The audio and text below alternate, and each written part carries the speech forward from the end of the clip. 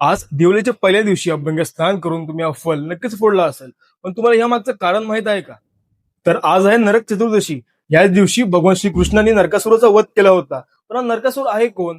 भगवान विष्णूंचा तिसरा अवतार वराहदेव आणि भूमध्येचा पुत्र म्हणजेच हा नरकासुर. त्याने हजारो वर्ष तपस्या करून ब्रह्मदेवांकडून वरदान घेतला होता की त्याच्या आई व्यतिरिक्त त्याला कोणी मारू शकणार नाही. जोपर्यंत या नरकासुराचे वाईट कृत्य वाढू लागलेले तोपर्यंत त्याच्या आईचा मृत्यू झालेला आणि त्याने जवळजवळ देवांवर सुद्धा विजय मिळवलेला. त्यामुळे इंद्रदेव श्रीकृष्णांकडे गेले आणि या नरकासुराचा बंदोबस्त करायला सांगितलं. तेव्हा श्रीकृष्णाने ठरवलं की या नरकासुराचा वध करायचा. श्रीकृष्णांना माहिती होतं की त्यांच्या पत्नी सत्यभामा या भूदेवीचा अवतार आहे. युद्धावर जाताना श्रीकृष्णांनी त्यांच्या पत्नी सत्यभामाला सुद्धा सोबत घेतले. श्रीकृष्णांनी नरकासुरावर अनेक बाण चालवले, पण त्या बाणाचा नरकासुरावर काहीच परिणाम झाला नाही. त्यावेळी श्रीकृष्णांनी बेशुद्ध होण्याचं नाटक केला. तेव्हा त्यांच्या पत्नी सत्यभामा क्रोधित येऊन त्या नरकासुरावर बाण चालवतात आणि त्या एका बाणातच नरकासुराचा वध होतो.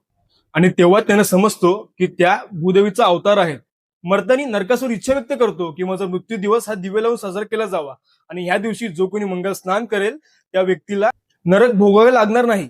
तेव्हापासूनच हा दिवस नरक चतुर्दशी म्हणून दिवे लावून साजरा केला जातो आणि हा फल फोडून आजच्या काळात प्रतिकात्मक नरकासुराचा वध करतो.